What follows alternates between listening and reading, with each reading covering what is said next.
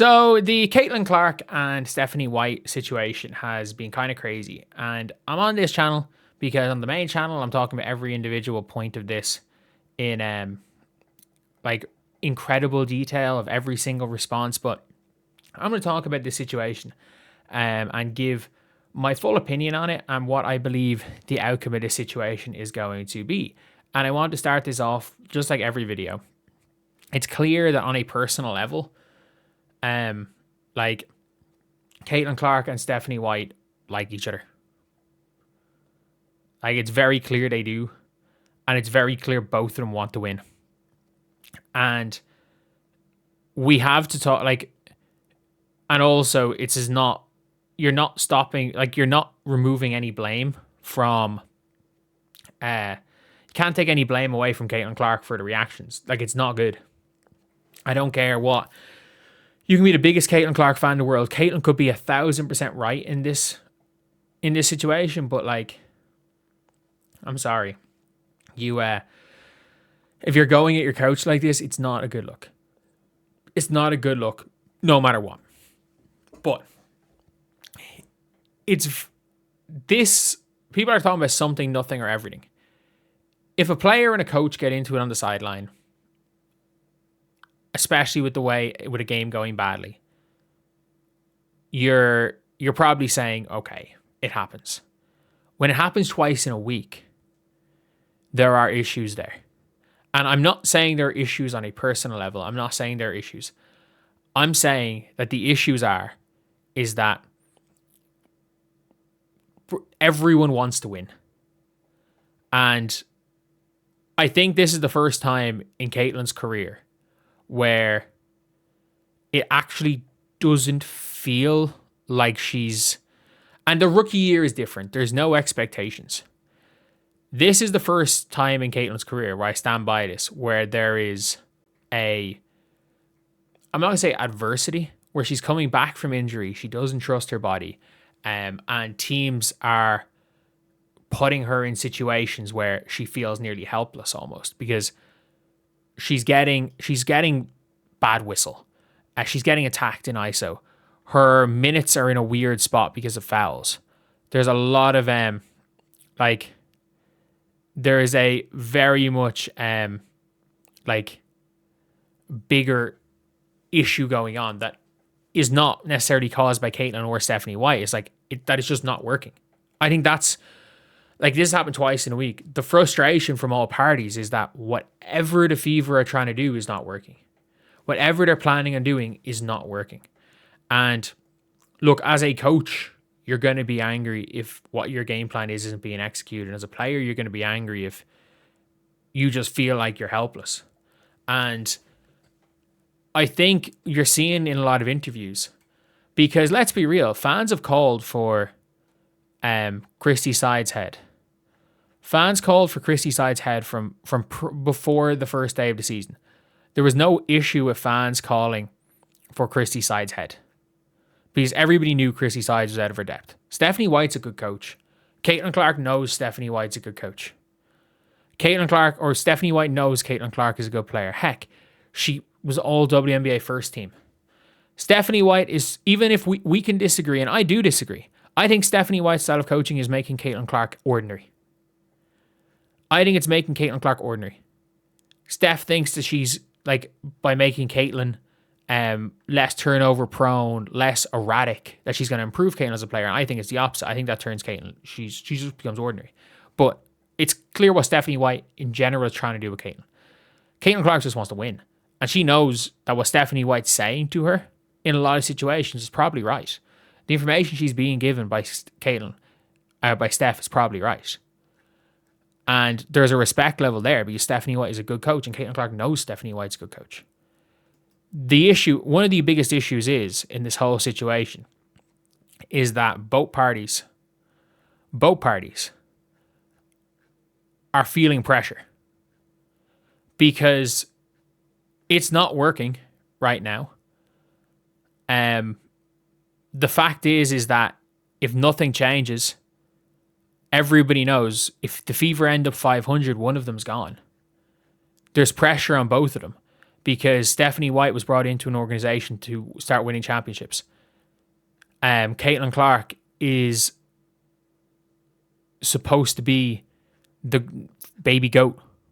There's pressure on her now. And you're now looking at Caitlin pushed into 24. Her body's not the same as it was. Her mentality towards her body is not the same as it was. And Stephanie White isn't playing with house money anymore because Caitlin's back healthy. And suddenly things aren't working. And if we're being real and we're just talking about this like, okay, from a coach player perspective, you would think that we all know Caitlin Clark is a hothead at the best of times. She is a short fuse. It is a character flaw with Caitlin Clark. We know that. But a lot of the best players of all time have had short fuses. A lot of the best players of all time have been these competitive freaks with short fuses. And Steph White is smart enough to know what you don't do with one of those players is if you start arguing with a player like that, the player will probably start arguing back. And when calmer heads prevail, in that scenario, both parties probably are like, yeah, we shouldn't have done that. But now this has happened twice. This has happened twice. And it's like, we're now seeing a team that's a bit on the hot seat.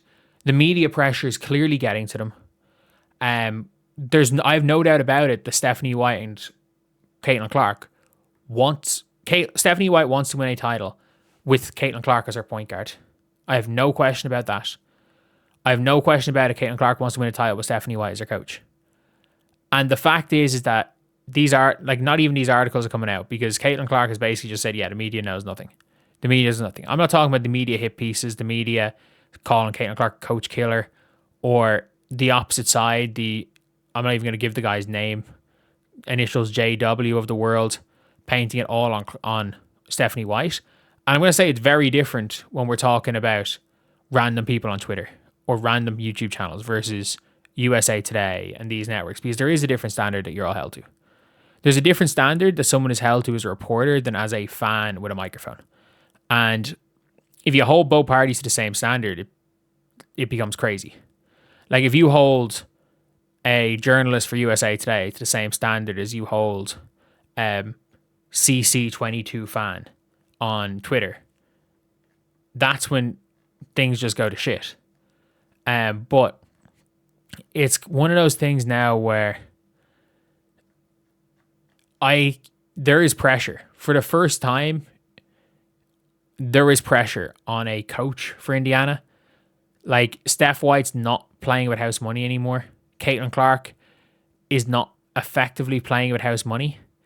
And when there was no expectations on her in 2024, she had the greatest rookie season of all time. And now we're seeing Caitlin very much a situation where, in my opinion, Steph White is fucking the fever, or fucking Caitlin especially, because she's almost overcoaching. She's trying to over adjust to the way teams. So basically, teams' game plan is to do one thing because they know Caitlin's strength is to do one thing, and Caitlin's or the Fever's game plan is to do the same thing. The problem is now is that the Indiana Fever have gone out of their way to say, yes, this is now an issue. The Indiana Fever sent Caitlin Clark and Stephanie White to speak to the media about this. So I'm not saying there's any truth to it, and I don't think there is any truth to them looking to fire Caitlin Clark or Stephanie White or trade Caitlin Clark anytime soon. But the fact that they sent both of them out to media today shows it's close to home. It's close to home, which means these are narratives that they feel like they want to stop. Why? Because I'm not saying there's any truth to them, but I wouldn't be surprised if there are conversations being had in the inside, because every front office has these conversations about what is our plan if this doesn't work. Because now I think internally, the what if this doesn't work out conversation has to be had. Because previously it was, okay, this is going to work, we can build on this. Now we're in a situation being like, what if this doesn't work? They have a good backup plan if it doesn't work. Get a bunch of assets for Caitlin and keep Kelsey Mitchell. Like, That's a very good backup plan, and you can use those assets and some picks and use free agency next year to try build a team, basically to build Steph White's team, a team of like dogs who are going to overperform and gritty team, get some size in there. Like, you can build a Steph White team pretty easily. But I think just the fact that they sent the two of them out to the media today, I do think the traditional media smear campaign is more of a reason for this than random discourse on Twitter. But like, within 10 minutes of Skip Bayless, like the Skip Bayless tweet had like had 300 likes. It was up for like 3 hours. And everyone was just laughing and joking about it. And then as soon as it kind of hit traction, it got any sort of traction, the Indiana Fever, as an organization, amplified it by making it national news, by contacting all the national news outlets to say this is fake. So suddenly, Stephanie White getting fired is national news again.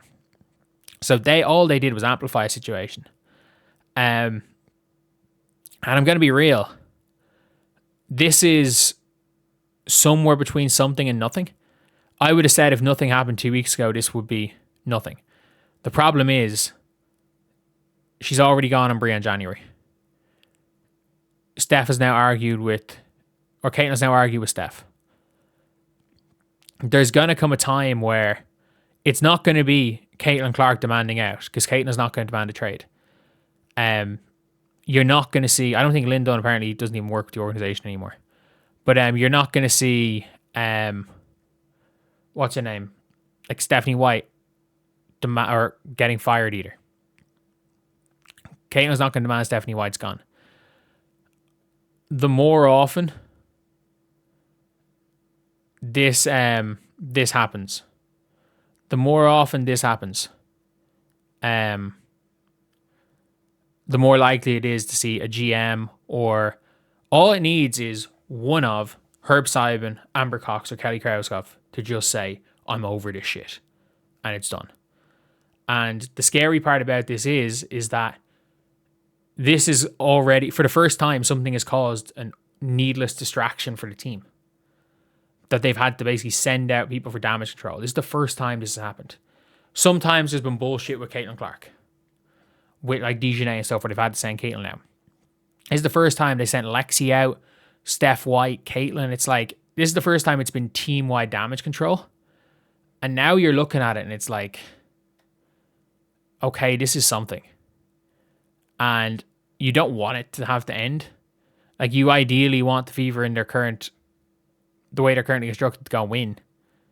Problem is, it's just not even that it's not looking good, but it's like we're now at the stage where it's not nothing anymore. Even if, and the arguments I absolutely believe are not coming from a place of malice either way. It is arguments and heated discussions because they want to win. The problem is, I don't know how much the Fever are going to win. Like, if the Fever have not been below 500 with Caitlin Clark as a player. Like, since what? Her rookie year, I think they tied it at 16-16. So since 8 games ago in her rookie year, I don't think they've been 500. But like, if you look at the Indiana Fever schedule, it's not easy. They've gone through the easy part of the year. You face Atlanta and New York. They should beat Washington. You don't know what's going to happen with the Sky. If Hawkwest is back, yeah, you have the Sky, the Sun, easy enough. And you play Toronto, the Dream. The Mercury, who I think the Mercury are going to figure it out by then. The Sparks aren't easy anymore. The Aces, the Sparks, the Mercury again, the Aces, the Valks. The Storm is an easy one. Okay, cool. But like, you're coming into All-Star break then with, I don't even know when All-Star break is, but you're coming basically into All-Star break and you're looking at it and it's like, what if we're sub 500 at All-Star? Because they're on track to be like, if I was to make predictions, it would be loss, win,